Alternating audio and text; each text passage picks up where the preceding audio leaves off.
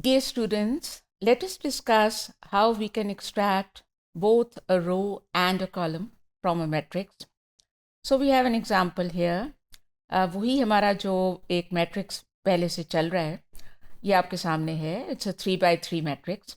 And suppose that we want to omit the first row and the second column from this 3 by 3 matrix.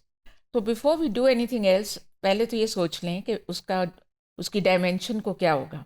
अभी तो उसकी dimension 3 by 3 है.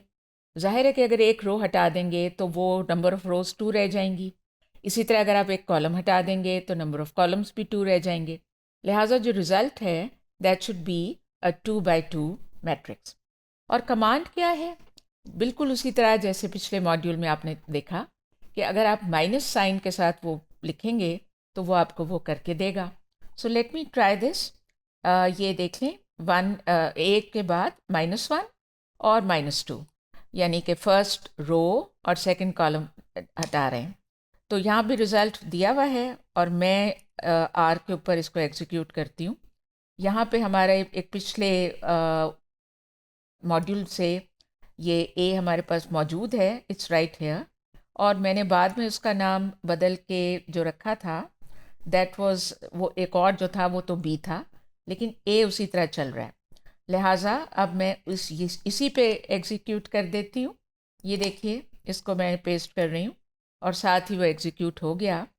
First row हमने omit की थी तो आप ये देखें ये आपके सामने जो है इसकी जो फर्स्ट रो है 0.3, 91.0 और -4.2. अभी जो रिज़ल्ट आया है इसमें आप देख सकते हैं कि उनमें से कोई नंबर नहीं है. इसी तरह सेकंड कॉलम आपने ओमिट किया है तो आपके उसके अंदर 91, 0.1 और 105.5.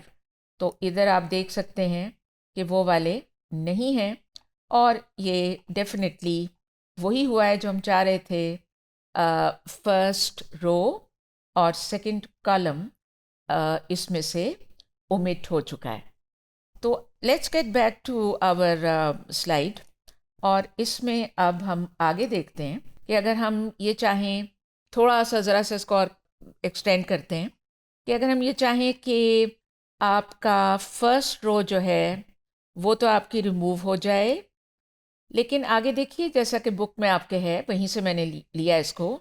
ये जो कोड अभी हम नीचे यहाँ पे देख रहे हैं it enables us to remove the first row but it retrieves या दूसरे लफ्ज़ों में आप कह लें it retains the third and second column values. retain is not the right word. वो आप यूँ समझें कि वो उसको लेके आता है थर्ड कॉलम की वैल्यूज़ को पहले और सेकंड कॉलम की वैल्यूज़ को बाद में, क्योंकि ऑर्डर जो है जिस ऑर्डर में आप उसको टाइप करेंगे that also makes a lot of difference. So let me see. यहाँ पे पहले इसका जो रिज़ल्ट यहाँ आपके सामने ही है, पहले इसको ज़रा देख लें. पहली बात ये कि फ़र्स्ट रो नहीं नज़र आनी चाहिए. तो 0.3 इस पूरे में आपको कहीं नहीं दिख रहा, 91.0 इस पूरे के अंदर आपको कहीं नहीं दिख रहा और -4.2 भी इस पूरे के अंदर आपको नहीं दिख रहा. तो ये तो कंफर्म हो गया कि first row has been omitted. अच्छा, अब ये 3 जो लिखा हुआ है इसका मतलब है कि जो अब डिस्प्ले हो उसके अंदर थर्ड कॉलम की वैल्यूज़ दिखें. फर्स्ट रो के हटने के बाद बाकी जो बचा हुआ है उसमें जो थर्ड कॉलम है, अब ये देखिए पहली रो को अगर हम हटा दें तो बाकी जो है उसमें ये देखें 8.2 एंड 27.9.